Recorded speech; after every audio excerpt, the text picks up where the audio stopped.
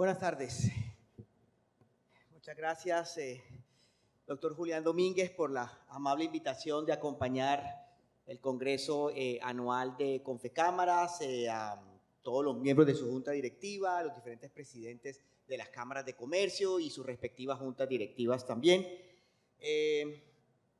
Tenemos el reto, queridos panelistas, de mantener este auditorio así por los próximos 45 minutos y poder cerrar muy bien nuestra jornada ya de un día donde ha habido muy buenos paneles y muy buenas ideas.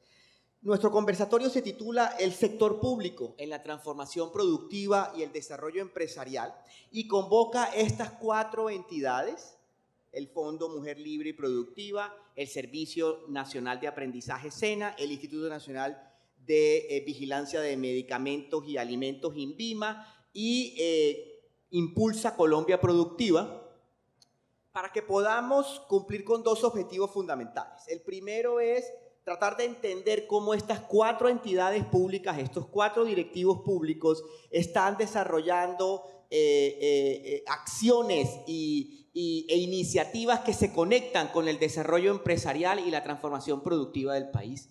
Y el segundo objetivo que tenemos en este panel es cómo algunas de esas acciones individuales de cada entidad o en conjunto con entidades y en articulación con el sector privado pueden ser interpretadas como contribuciones directas y efectivas a la necesidad de reactivar y de redinamizar el crecimiento económico colombiano.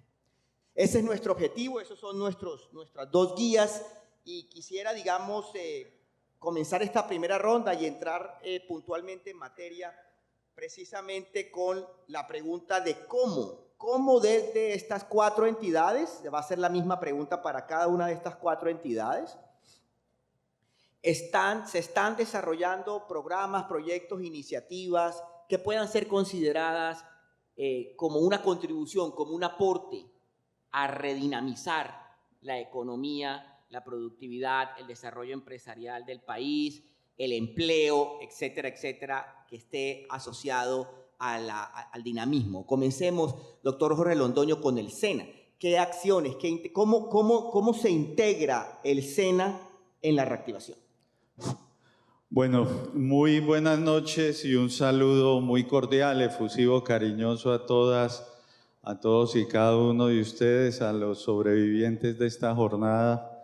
De verdad que a esta hora sí ya es bien difícil. A los compañeros de panel, a Julián, de verdad muchas gracias por habernos invitado a este escenario.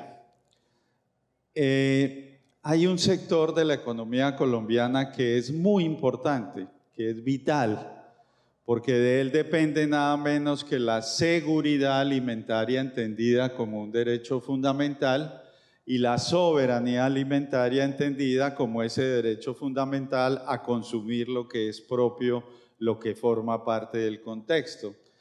Ese es un sector que está conformado por 1.600.000 familias, según un censo del 2014 del Ministerio de Agricultura, que son dueños y dueñas de pequeños predios, y óiganlo bien, Francisco, que generan alrededor del 74% de lo que los colombianos y las colombianas consumimos.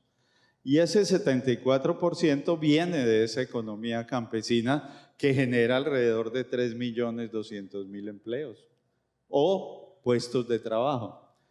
Esos 1.600.000 familias no son empresas en el sentido tradicional que nosotros tenemos, pero sí son unas unidades productivas que de una u otra manera pues generan mucha riqueza. Es una riqueza que históricamente ha sido ninguneada, que ha sido ignorada, porque pues se le ha dado relevancia a otros sectores que son igualmente importantes, pero que también pues debieron haber colocado la atención allí. Esta economía campesina entonces nos convocó a trazar una política pública que hemos denominado campesina, en donde a través de diversas estrategias estamos llegando a esos sectores. En los años 70, en la época, imagínense ustedes, Misael Pastrana, López Miquelsen y, si mal no recuerdo, Turbay Ayala, el SENA tenía el 42% de su formación era para el sector campesino.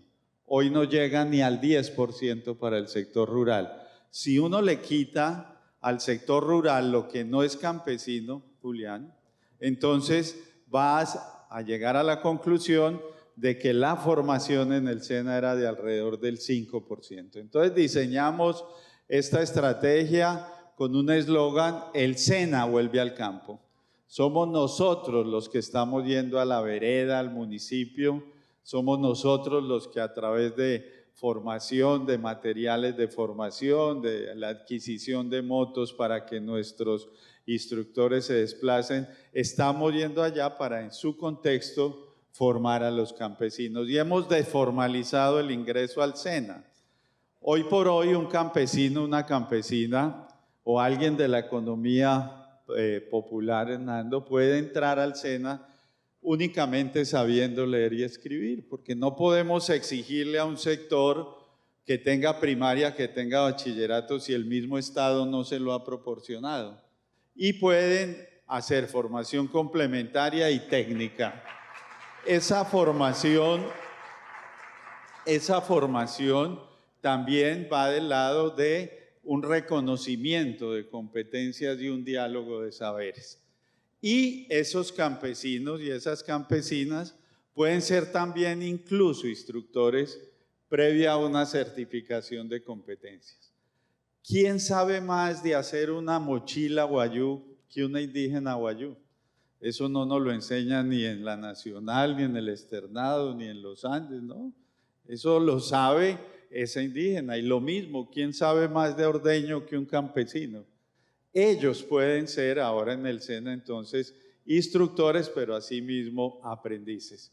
De esta manera estamos nosotros entonces reactivando un sector que nos parece que es muy importante, que es ese sector de la economía campesina, que es un sector que tiene un impacto en la economía del país y que sobre todo, por ejemplo, en la pandemia lo que se demostró es que el sector campesino estaba organizado, que el sector campesino sí tenía una idiosincrasia y una forma propia de comercializar sus productos y de generar pues alimentos.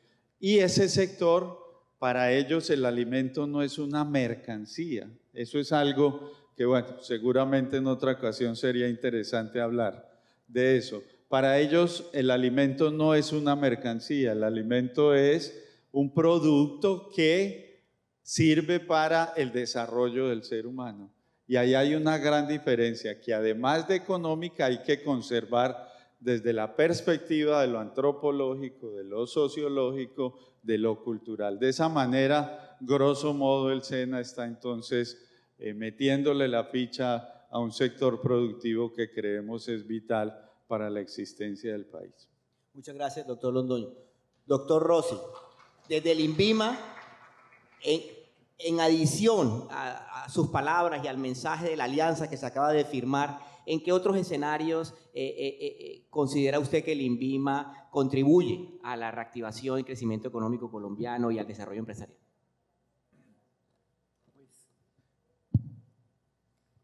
Yo creo que queda claro que esta alianza que hoy firmamos tiene por objeto que sea mucho más fácil, mucho más rápido, mucho más económico, mucho más simple obtener un registro o obtener una autorización para producción de cualquiera de los productos que finalmente pasan por el INVIMA. Pero yo quisiera, pues por supuesto, esto es muy importante en la promoción de la economía popular, que yo creo que es un sello de este gobierno, yo creo que es un sello de las instituciones que estamos aquí, pero que no es en rigor nuevo. Esto es algo que la eliminación de tarifas para los registros sanitarios de los alimentos de baja complejidad viene desde hace varios años, desde gobiernos anteriores, y digamos que en esto se venía haciendo un esfuerzo en este gobierno eso adquiere un impulso mucho mayor. Tenemos un convenio con el SENA para acompañar a los pequeños productores, particularmente de alimentos, y con otras instituciones para seguir empujando la economía popular. Pero yo creo que vale la pena insistir en cuál es el papel del INVIMA en cuanto a ser una agencia de regulación que con agencias hermanas, particularmente con el ICA, con el Instituto Colombiano Agropecuario, hemos querido denominar una regulación procompetitiva. Uso un ejemplo que tal vez ilustre esto con facilidad. Nos interesa mucho que una pequeña empresa, un pequeño emprendimiento pueda producir quesos, pero de lo único que el INVIMA tiene que ser responsable, lo único que el INVIMA no puede, digamos que ceder en 1 milímetro, es que el productor de quesos en una vereda, en cualquier lugar, tenga que cumplir con los mismos requisitos de idoneidad, de seguridad, de microbiología, etcétera, etcétera, que cualquier productor grande, mediano del país. Es decir, esto de apoyar la economía popular no es para simplificar o para, como se ha dicho en varios escenarios, para bajar los estándares de calidad de los productos. No, lo que significa una economía, una regulación procompetitiva es que hagamos claro, hagamos fácil y hagamos del conocimiento común cuáles son los requisitos para producir un queso de excelente calidad. Y eso es para economía popular o para un productor grande. Pero más aún, tarea del INVIMA es asegurar que si un pequeño, mediano o grande productor de quesos en Colombia quiere exportar, cumpla con requisitos internacionales y que el INVIMA participe en el debate internacional de cuáles son los requisitos, porque si algo hemos aprendido en las discusiones internacionales es que los países desarrollados les gusta poner requisitos que ellos sí pueden cumplir con mucha facilidad y que en alguna medida están diseñados para marginar nuestra capacidad de exportación. Y el INVIMA está en esa discusión y va a estos escenarios a plantear cuáles son los requisitos que tienen sentido sanitario, pero que no excedan la razón sanitaria de ser para convertirse en un obstáculo técnico al comercio. Y son esas las 3 dimensiones que el INVIMA tiene que cumplir, y lo que estamos convencidos es que esto lo podemos hacer fácil, rápido y sin el sacrificio de un microgramo de los requisitos de salud y de los requisitos de calidad que todos los productos que vigila el INVIMA tenemos que cumplir y haremos cumplir, y es nuestra tarea cumplir. La primera obligación que tiene el INVIMA es con los ciudadanos de que cualquier producto que se va a comercializar cumpla requisitos de salud, y creemos que eso lo podemos hacer con una regulación procompetitiva, apoyando la economía popular, pero apoyando el resto de las empresas medianas, grandes y las exportadoras. Gracias, doctor Rossi. Doctor Ceballos, desde Colombia Productiva, enfatizado en productividad empresarial e impulsa, del emprendimiento y la innovación, ¿cómo se integran esos 2 objetivos en las estrategias para contribuir a la reactivación económica? Buenos días a todos y todas. Yo creo que las palabras innovación, el tema de emprendimiento y el tema de productividad, todas convergen en el tema de crecimiento económico. Desde el punto de vista de este gobierno no tenía mucho sentido tener 2 fondos con objetivos parecidos. Había mucho overlap, mucho cruce, y yo creo que lo que tienes que tener pocos instrumentos, pero bien enfocados, bien centralizados. Entonces, por ejemplo, el tema de SASTRA, que hemos trabajado aquí con la Cámara de Comercio, tiene que estar articulado con encadenamientos productivos, ¿no? No tener 2 programas aparte, sino tener un programa más robusto que realmente llegue a fortalecer las unidades productivas. Nosotros llegamos a Impulsa, nosotros el tema normalmente hacía de emprendimiento de alto impacto, que es importante, pero es muy diferente al emprendimiento popular.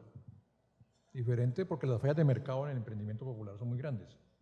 En el tema de emprendimiento de alto impacto, también quisimos separar el emprendimiento de tecnológica, que es el emprendimiento innovador, el emprendimiento en los países desarrollados que básicamente está basado en el sector del conocimiento. Por ejemplo, el MIT creo que es la 9ª economía en temas a nivel de PIB, por los emprendimientos que genera. Entonces nosotros quisimos separar esos tres tipos de emprendimientos y el tema de innovación para poder hacer que aumento de productividad o para poder hacer cambio técnico se requiere innovación. La literatura habla de que la innovación viene antes del cambio técnico. Entonces, pues no había mucha claridad de por qué tenían dos patrimonios y eso lleva unos costos administrativos y también no claridad en cuanto apuntan con objetivos similares, pero no son diferentes. Por ejemplo, el tema de clusterización y aglomeraciones. Es un tema que lo tenían separado. En Colombia Productiva había clusterización y en Impulsa había aglomeraciones. Por ejemplo, el tema que nosotros estamos tratando con los ASCA, el tema de aglomeraciones, que está muy basado en la experiencia de los distritos industriales italianos, donde hay una aglomeración y hay un centro de servicios empresariales que apoya esa aglomeración. Y ese modelo ha sido exitoso. Y está el modelo americano, el modelo de porteriano, que se basa en el concepto de clústeres, pero en últimas, por el mismo Porter, esos son conceptos equivalentes. Entonces no se justifica tener cómo se articula el tema de clústeres con el tema de centros de desarrollo productivo, centros de reindustrialización. Es casi el mismo objetivo. El tema de calidad pues tiene que ser transversal a cualquier política que uno haga de fortalecimiento empresarial. Si un producto no tiene calidad, y eso me dice el doctor Rossi, si un producto no tiene calidad y no cumple con las normas mínimas, pues no se puede comercializar. Entonces toca tener como, si no va a ser el sector de alimentos o el sector de aseo, no sé qué, porque farmacéutico, pues tiene que cumplir con las normas regulatorias y las normas de calidad. Eso es necesario. Eso no puede ser que uno por un lado anda con lo regulatorio y con el tema de calidad y por otro tema anda con el tema de aumento de productividad. Eso todo debe ser una cuestión articulada.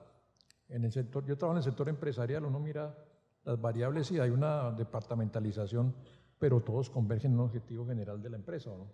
Entonces yo creo que desde el punto de vista, eso era importante, unificar ese tema desde el punto de vista conceptual y pues no tener dos patrimonios que hacen lo mismo, aparentemente no, pero es una diferencia de programas, no de conceptos. Entonces no se justifica tener eso y estamos en un proceso de simplificación de instrumentos. Uno tiene instrumentos para unos con 1.500 millones de pesos, otro con 500, otro con 800. La carga administrativa se vuelve pesada, no tiene ningún sentido. Más bien aglomerar todo eso en un concepto más global y tenerlo en temas de desarrollo productivo. Nosotros somos conscientes en el tema de creación de empresas, o sea, de emprendimiento. Además, Colombia es un país viejo en el tema de emprendimiento. Yo a veces molesto con eso, que en un tiempo mi papá era empresario y era país y hablaban era de negocios, vamos a hacer negocios. No hablaban de hacer emprendimiento sino negocios. Y el tema de coworking también es viejo. Yo me acuerdo que acompañaba a mi papá a los pueblos cafeteros y uno iba al café, se sentaba en una mesa con esto, ahí la gente sabía que el señor o el cafetero o el negociante llegaba de 3 a 5 a tal café y se trabajaba ahí. En ese tiempo el coworking era más sabroso que el coworking actual porque tenía aguardientico, ¿no? Uno tomaba un aguardientico ahí mientras que atendía el negocio. Y tampoco se usaba el papel, casi todas las transacciones eran de... Entonces el tema no es, lo que pasa es que la terminología, la forma de hacer negocios, la forma de comunicarse a la gente joven es diferente a lo que uno hacía, ¿no? Los negocios también han ido cambiando, pero en el fondo es un tema de creación de empresa y de tema de iniciativas productivas. El dinamismo del capitalismo está en la creación de empresas y que las empresas crezcan, lo que llaman la destrucción creativa, y van desplazando las empresas viejas. Eso se ve en muchos sectores. Hay literatura sobre eso. Hay un gran economista habla de eso, que se destruyen sectores viejos y se crean sectores nuevos. Y si no hay esa sustitución, pues eso. Nosotros, por ejemplo, como país, pues estamos ante unas revoluciones, oleadas tecnológicas, eso de acuerdo a la literatura, lo cual se nos abre unas ventanas de oportunidad y nos tenemos que enganchar en esas oportunidades. El problema como Colombia es que siempre ha estado rezagado en temas de aprovechar las ventanas de oportunidad que abren esas nuevas tecnologías.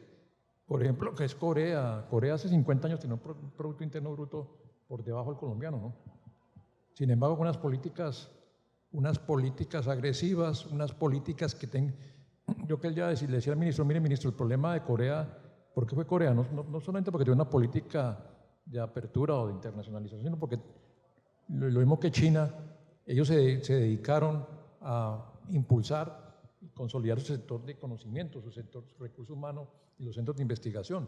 Cuando uno mira que Deng Xiaoping llegó a China, no solamente fue que cambió el paradigma del famoso gato, no importa que sea rojo o amarillo, pero que hace ratones, sino también fueron a un tema de cómo fortalecían todo ese tema de tecnología y desarrollo tecnológico, es decir, esos son fundamentales. Entonces también pues hay que hacer ese tipo de temas. También Impulsa, es una empresa, nosotros articulamos mucho con diferentes entidades del Estado, tenemos convenio con INVIMA, por ejemplo, para mí es un gran apoyo el SENA, en este momento estamos trabajando con el DPS para hacer un programa bien interesante de emprendimiento popular, básicamente para dotarlos de activos financieros y darles un apoyo a esas pequeñas unidades productivas. Entonces yo creo que toca tanto articular internamente entre Impulsa y Colombia Productiva, que eran muy parecidos. Pues primero lo hicimos la articulación y es en un tema de cómo se ordenan un poquito más los instrumentos, porque aquí nadie está inventando nada. Yo me acuerdo que hablando con el secretario del Desarrollo de Economía de Chile decía, mire, los instrumentos están inventados. El problema es el énfasis que no leen los instrumentos. Aquí en política industrial no hay nada nuevo. Son lo que se llaman los verticales, los horizontales y los territoriales. El tema está en qué énfasis le da a uno, ¿no? Y pues que nosotros sí consideramos que el mercado no soluciona todo, que hay una colaboración entre el sector público y el sector privado para básicamente superar esas brechas o esos fallos de mercado. Y la Mazzucato pues ha comenzado a trabajar, que es evolucionista, con el tema de aprovechar nuevas oportunidades o hacer nuevas apuestas o nuevas misiones para solucionar problemas y buscar nuevas alternativas de producción. Eso es como la visión de nosotros desde el punto de vista de Impulsa y Colombia Productiva. Muchas gracias, doctor Ceballos. Y cerramos esta primera ronda. Doctora María Fernanda Reyes, directora del Fondo Mujer Libre y Productiva. Es la misma pregunta, de pronto para personas en la audiencia que quizás no conozcan las funciones puntuales del Fondo Mujer Libre y Productiva, comenzar un poco por ahí, ubicarla y luego cómo esas acciones se integran en la reactivación, doctora María Fernanda. Bueno, buenas tardes. Muchas gracias al doctor Domínguez y todo el equipo de Confecámaras por la invitación y por toda la logística de este evento que no es menor. Y por supuesto a su junta directiva que siempre está dispuesta para apoyarnos en todas las iniciativas que se hacen desde el Gobierno Nacional. Contarles qué es el Fondo Mujer Libre y Productiva. Nosotros somos el Fondo para la Autonomía Económica de las Mujeres y hacemos parte de la Vicepresidencia de la República. En ese sentido, nuestro trabajo es buscar alternativas para que las mujeres puedan tener ingresos de calidad a través del emprendimiento, por supuesto, un emprendimiento que sea productivo, innovador, y por eso estamos en este espacio, pero adicionalmente a través también del empleo digno y de calidad, pero también la autonomía económica implica que las mujeres tengan habilidades para negociar, para liderar, para resolver conflictos, y esas habilidades normalmente tenemos un rezago porque no hemos ocupado espacios de poder. Muchas de las mujeres que están en este espacio seguramente serán primera generación de presidentas de Cámara de Comercio, de líderes de empresas, de fundadoras de empresas, mientras que los hombres pues llevan generaciones y generaciones ocupando esos espacios. Y eso genera unas brechas no solamente a la hora de buscar modelos a seguir, sino a desarrollar habilidades. Y eso es nuestro negocio básicamente, empoderar a las mujeres y poderles dar autonomía económica. Y para eso nosotros nos hemos comprometido de cara a la reactivación económica en dos grandes programas. El primero es la reactivación de las áreas rurales y en ese sentido hemos trabajado en nuestra Ruta Mujer Rural Emprende, en donde en particular con el Ministerio de Agricultura estamos operando hoy el Fondo para el Fomento de la Mujer Rural, un fondo que se creó hace más de 22 años y que solamente hasta el año pasado empezó a funcionar porque no existía ni los recursos ni se había definido el gobierno corporativo para poderse implementar este programa. Y esto no es menor, porque muchas veces creamos la institucionalidad en el papel, no en la práctica. Y una de las cosas que también ha hecho precisamente el gobierno nacional es empezarle a dar regulación, reglamentación y vida a muchos instrumentos que se habían creado desde hace mucho tiempo. No solamente este es el caso de la Ley 70, por ejemplo, en el caso de pueblos afrodescendientes, y otros temas, por ejemplo, también de legalización de tierras, y eso es parte de la reactivación económica, porque son una cantidad de herramientas que estaban ya creadas, pero que se dejaron en el tintero, y que en este momento son parte de lo que nosotros estamos utilizando precisamente para lograr que el desarrollo llegue a todas las partes del país. Y esto es relevante también porque cuando nosotros hablamos de desarrollo, estamos hablando que con este Fondo de Mujeres Rurales nosotros estamos llegando a zonas tradicionalmente excluidas, como la Orinoquía Amazonía, como el Pacífico colombiano, como el Caribe, pero que no necesariamente este Caribe costa, sino el Caribe interior, que normalmente tiene unas dificultades de acceso no solamente a programas, sino también a financiamiento.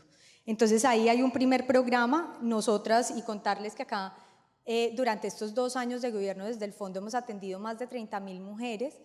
Estas mujeres, el 60% de ellas han sido mujeres rurales, pero también tenemos otro programa que de hecho nos mereció esta semana un premio de la Organización Mundial de Comercio por ser uno de los programas que apoya la facilitación de comercio con equidad de género, y es Ella Exporta a África. Y este programa que hoy tiene 30 mujeres y empresas de mujeres pensándose en la internacionalización hacia mercados no tradicionales, ha permitido que 24 de estas mujeres estén. Hace 2 semanas estábamos en Sudáfrica teniendo la primera misión comercial, la primera vez que hay una misión comercial solo de mujeres empresarias, la primera vez en que las mujeres de las empresas que normalmente son familiares y que por ejemplo van a espacios de negociación con sus parejas o con sus hermanos, se enfrentaron a negociar y a mostrar sus productos solas y en otro idioma.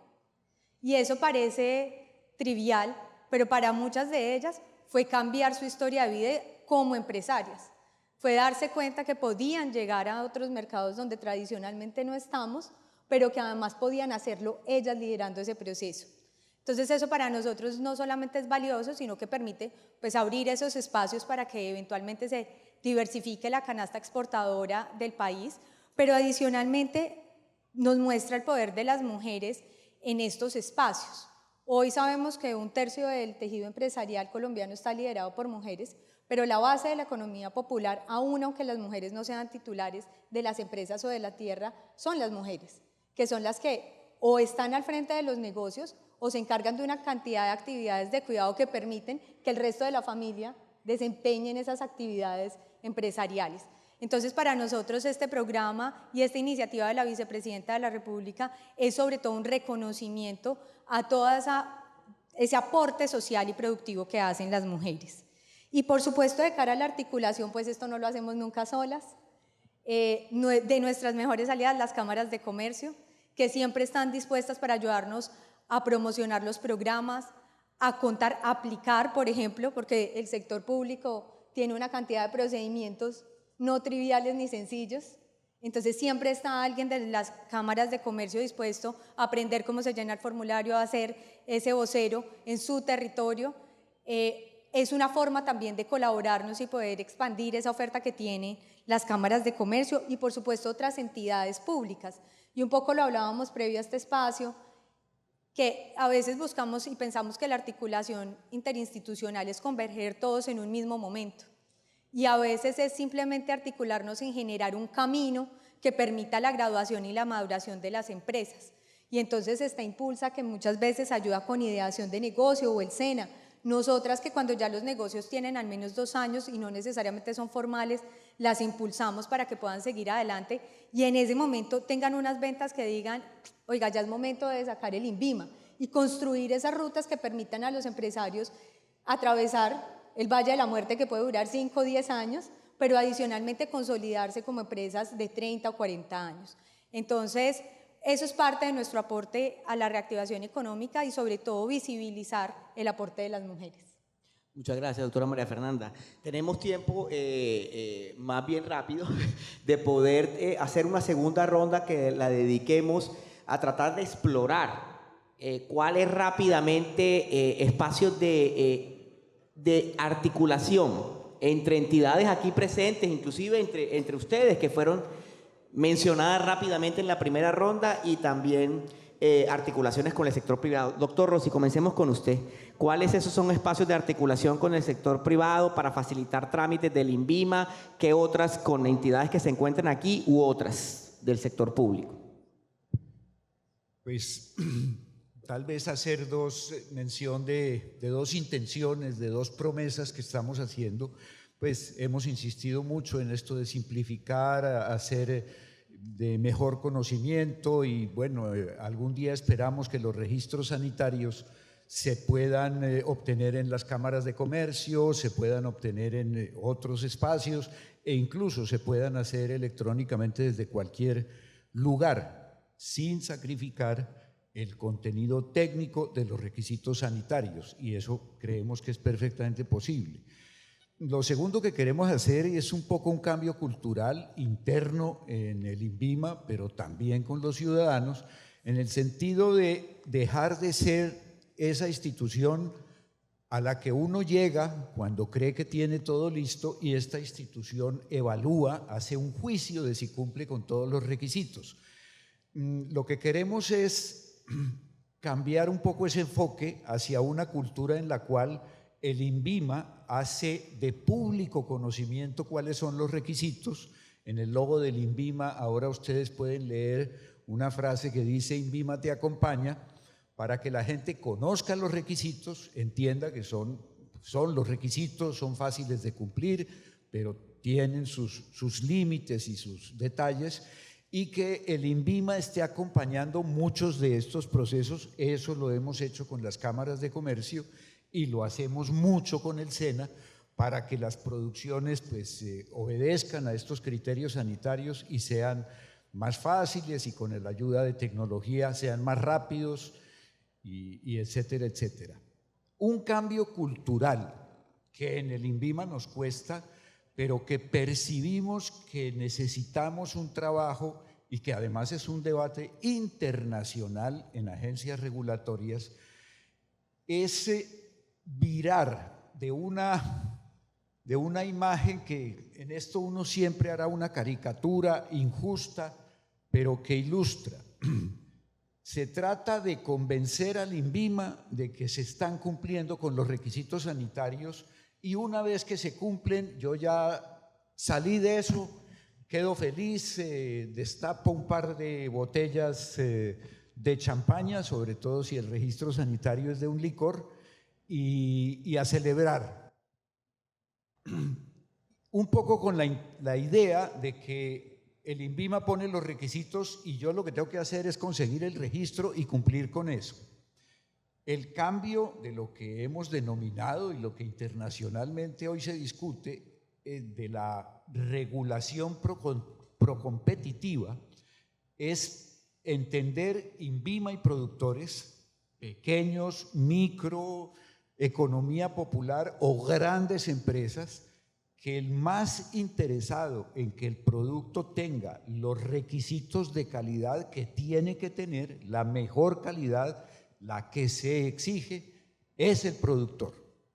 No es que logre convencer al INVIMA, es que es su interés, es su tarea, y en eso el INVIMA como vigilante es su socio. No es cuestión de que el INVIMA es el vigilante, pero en una alianza para que los productos sean de la mejor calidad y puedan estar en cualquier mercado para bien de los compradores colombianos, o en cualquier mercado internacional para bien de las empresas. No es un cambio menor, culturalmente es algo que en las agencias regulatorias del mundo cuesta, pero que yo creo que el mundo entero está empezando a entender, y en el INVIMA hoy estamos empeñados en que formemos parte de este proceso de cambio cultural. Gracias, doctor Rossi. Doctor Londoño, en el caso del SENA, articulación, por ejemplo, con Impulsa en las ASCAS, articulación con INVIMA, articulación con el sector privado, ¿qué caminos hay? Sí, a ver, si me permiten, yo quisiera hacer dos reflexiones. Miren, la principal discusión que tuvimos en el siglo XIX fueron las dos principales discusiones, de si éramos un país centralista o federalista y de si éramos un país confesional o laico. La segunda discusión pues ya la ha zanjado un poco la Corte Constitucional y yo diría que somos un país semilaico. Pero la primera de si somos un país centralista o federalista o con autonomía de sus territorios se quedó en el siglo XIX. Y por eso este es un país que nace, crece, se reproduce y muere en Bogotá. Y allá es donde se hacen las normas, allá es donde se dirige todo hacia el territorio y eso ha traído unos problemas graves, sobre todo para los sectores populares y campesinos. Por eso yo pienso que esta igualdad de requisitos es obvia y hay que imponerla, pero con un enfoque territorial, con un enfoque que identifique las particularidades de cada territorio. Y yo podría colocar un ejemplo. Yo recuerdo a mi abuelo, Julián, llevándonos queso de hoja. Mi abuelo vivía en la 53 con Caracas, veníamos a visitarlo y él nos llevaba queso de hoja. Nunca a nadie le pasó nada, ni se le dañó el estómago, ni nada. Al contrario, con agua de panela caliente eso era delicioso. Y de un momento a otro dijeron que ese queso de hoja había que colocarle plástico. ¿Habrá algo tan atrabiliario que colocarle plástico al queso de hoja? Y bueno, desde Bogotá lo ordenaron y entonces en la vereda de Belandia, del municipio de Saboyá, tuvimos que empezar a cumplir eso. Ese es un problema y se dañó ese quesito de hoja. A mí ya me da fastidio uno quitarle el plástico al queso de hoja para poder comer. Eso es muy aburridor. Entonces, yo creo que toda esta regulación normativa hay que hacerla con un enfoque territorial. Y segunda consideración, y ya respondo la pregunta rápidamente. Miren, en la Constitución de 1991 existía solamente una vez la palabra campesino. Después ya el acto legislativo que le dio reconocimiento a los campesinos y campesinas como especial sujeto de protección constitucional, pues ya lo nombra muchas veces. Pero hasta el año pasado solamente una vez estaba la palabra campesino.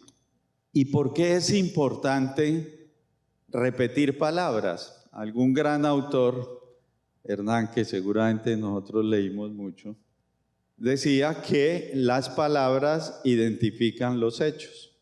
Es decir, si la palabra campesino y campesina desaparece, pues el hecho de ser campesino y campesina empieza a desaparecer. Por eso nos dimos la gran pela, recuerdo, representante en el Senado, para que la ley de la mujer rural no fuera rural, sino que se llamara mujer campesina. Y entonces a las mujeres campesinas hay que llamarlas mujeres campesinas porque no toda la ruralidad es campesina. En la ruralidad, por ejemplo, está la maestra de escuela, está la comandante de policía, está la señora que tiene su casita de recreo en la ruralidad y esa no es campesina, esa es mujer rural. Entonces, para llegar a la mujer campesina hay que llamarla mujer campesina.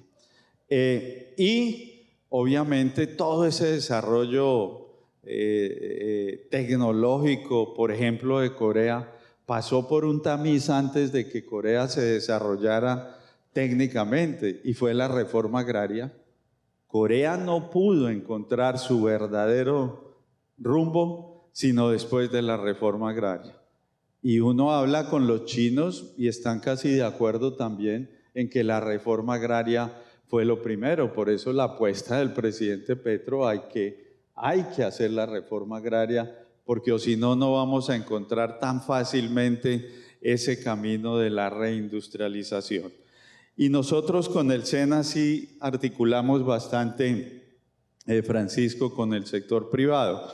Por ejemplo, a través del Fondo de Formación Especializada, el SENA aporta casi alrededor de 110.000 millones para esa formación especializada para los empresarios. Trabajamos con ellos en las diversas mesas sectoriales para la pertinencia de nuestros programas de formación, que ese es un gran reto del SENA, la pertinencia, porque nos hemos venido quedando poco a poco, pero a través de estas mesas sectoriales en las cuales tienen asiento el empresariado, los sindicatos, muchos sectores, logramos conservar unas normas y unos programas a través de los cuales articulamos con ellos, el contrato de aprendizaje, que seguramente en la reforma laboral será motivo de debate.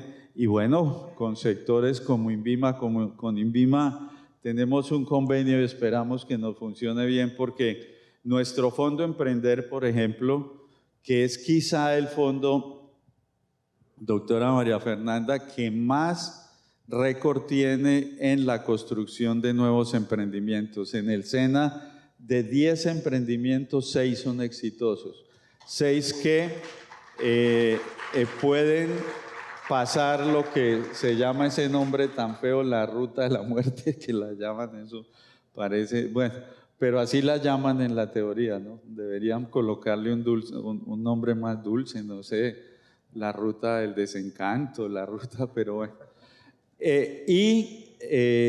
Nosotros ahí necesitamos del INVIMA para que nos ayude a que todos estos emprendedores puedan tener rápidamente esa certificación del INVIMA, porque usted lo ha dicho, doctor querido, es más fácil a veces hablar con un marciano que tener una certificación INVIMA. Es muy complicado, es muy complicado. Entonces necesitamos flexibilizar un poco sin dejar atrás la exigencia.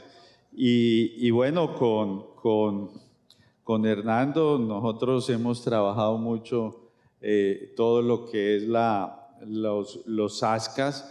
Yo diría que la mayoría de SASCAS del país son trabajados en junta con Impulsa y con el sector que la doctora María Fernanda plantea, pues mucho más. Nosotros entre el año pasado y capacitamos alrededor de 400.000 campesinos y campesinas.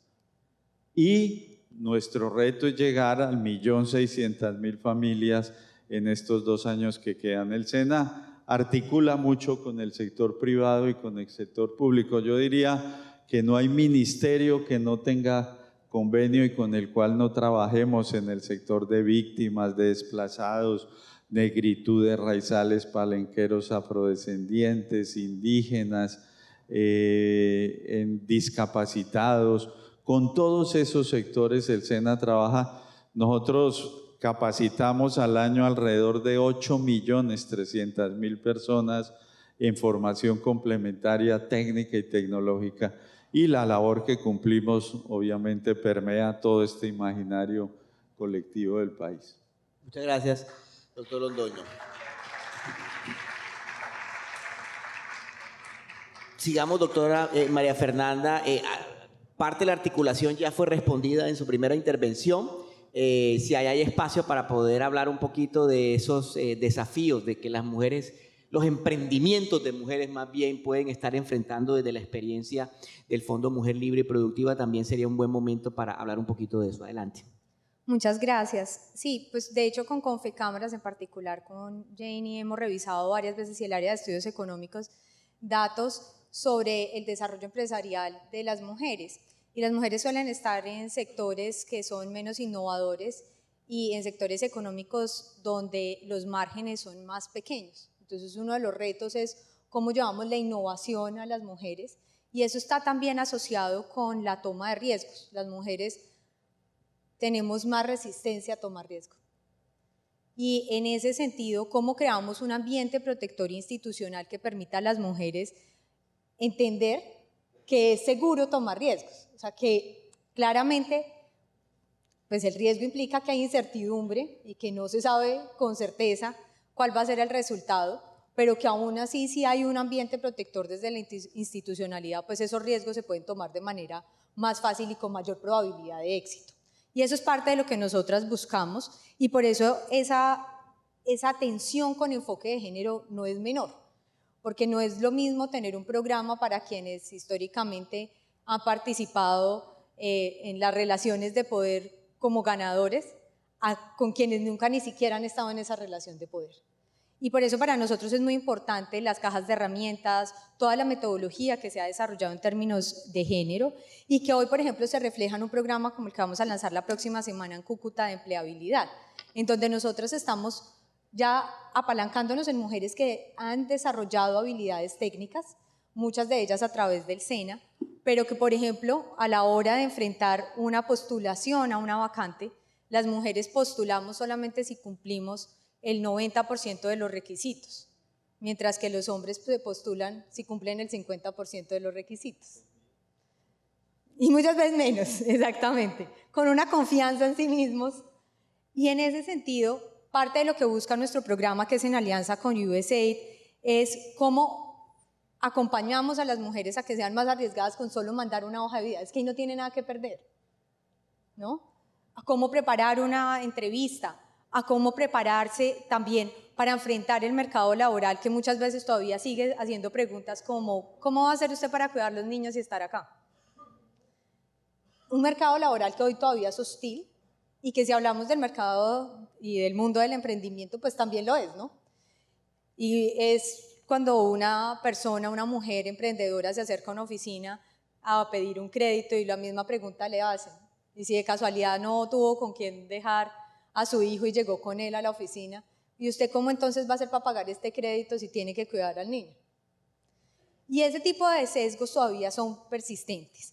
Entonces, una de las cosas que también es muy importante en la articulación institucional es la información, los datos.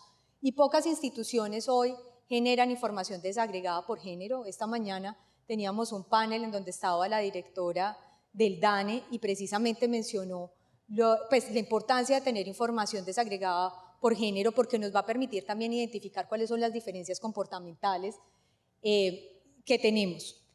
Y quiero darles un dato en ese sentido. Nosotros tenemos una línea de crédito con el Banco Agrario y uno de los datos que es más significativos de nuestra línea de crédito es que para la misma línea de crédito las mujeres toman decisiones de inversión en menos casos que los hombres. Entonces, para la misma línea de crédito con los mismos montos, todos ceteris paribus, mientras que las mujeres en el 40% de los casos deciden invertir y el resto lo utilizan para capital de trabajo, los hombres lo hacen en el 60% de los casos. ¿Y eso por qué es relevante? Porque eso perpetúa la brecha de activos productivos y de tenencia de capital de las mujeres. Y ese es el tipo de datos que necesitamos para poder hacer políticas públicas que nos permitan pues, cambiar esos comportamientos en las mujeres y llevar también una educación financiera que permita cambiar esas decisiones. Y por otro lado, también la inteligencia de negocio relacionado con cuáles son las necesidades de los territorios. Cuando nosotros no tenemos información desagregada por género, nosotros no solamente, y pues además de información desagregada por territorios, pues asumimos que el país completo se comporta como Bogotá, o Antioquia, o el Valle, y adicionalmente que las mujeres en todas partes del país se comportan de la misma manera. Y resulta que no es lo mismo ser una mujer afrodescendiente del Pacífico litoral y de casualidad rural que estar en el centro del país y ser una mujer campesina. Y eso es muy importante también tenerlo en cuenta para el diseño de nuestros programas. Y por supuesto, y ya para terminar, la economía del cuidado. Y lo mencionaba en el punto anterior, parece trivial y que además las mujeres nacimos con una capacidad propia para el cuidado. Pero a mí me encanta el lema del Sistema Nacional de Cuidado y es que a cuidar también se aprende. Entonces, ¿cómo logramos generar incentivos, no solamente para el emprendimiento, sino para la empleabilidad, que permitan el reparto de las tareas de cuidado? Porque es que mientras nosotros sigamos pensando que nadie cuida mejor a los niños, a los adultos mayores, a las personas en condición de discapacidad que las mujeres, vamos a seguir perpetuando la brecha de equidad de tiempo, porque al final, si ponemos además a la mujer a emprender y a trabajar, lo que ella está sacrificando es su tiempo de descanso y de ocio y, por supuesto, de creatividad e innovación. Muchas gracias. Gracias.